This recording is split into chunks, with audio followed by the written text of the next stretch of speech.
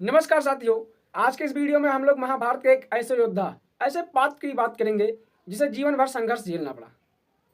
एक ऐसा योद्धा जो सूर्यदेव का पुत्र था, लेकिन पूरी जिंदगी सूत पुत्र कहलाता रहा।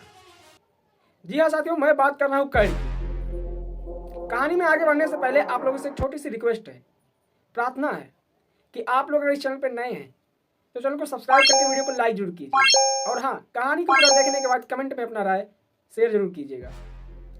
कर्ण की कहानी सिर्फ एक योद्धा की नहीं है साथियों, ये पहचान, अपमान और संघर्ष की कहानी है। लेकिन सवाल यह है, आखिर कर्ण की असली गलती क्या थी?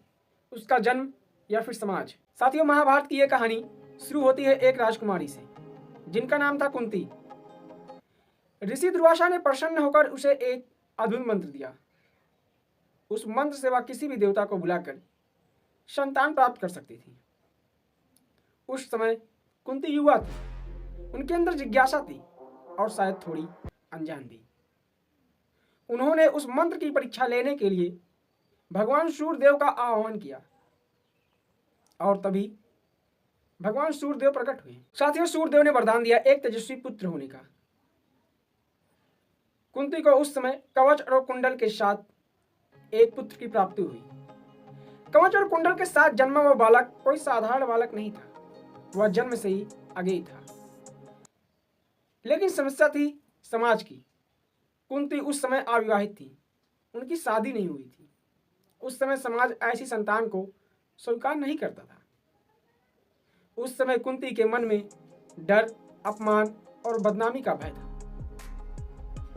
इन सबके भय से कुंती ने वो निर्णय लिया जो आगे चलकर महाभारत की सबसे बड़ी त्रासदी बन गया। उस समय एक मां ने अपने ही बेटे को एक टोकरी में रख के नदी में बहा दिया।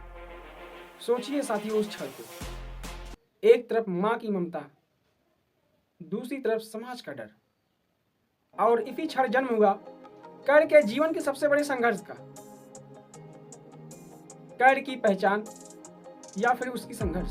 साथियों, नदी में बहता हुआ बालक हस्तिनापुर के सारथी अद्रित को मिला, जिनका नाम अद्रित था। उनकी पत्नी का नाम राधा था।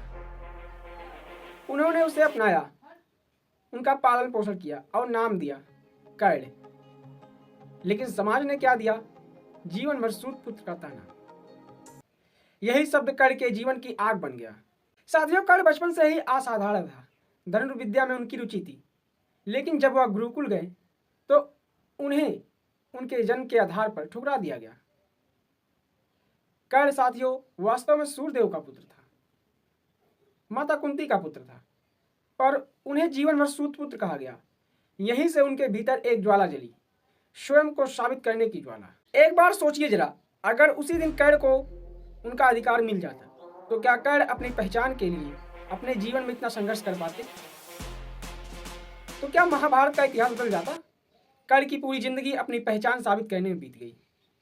कर्ण महान थे साथियों, प्रतिभाशाली थे। साथियों, कहानी यही खत्म नहीं होती। एक दिन कर्ण को सच का पता चला कि वो कोई सूत पुत्र नहीं है, बल्कि वे पांडवों के ज्येष्ठ भाई हैं। उस क्षण उनके सामने खड़ा था धर्म और उनकी मित्रता और स्वयं का अस्तित्व। आखिर कर्ण ने क्या चुना, धर्म या मित्रता? जानेंगे अगले वीडियो में। इस वीडियो में इतना ही।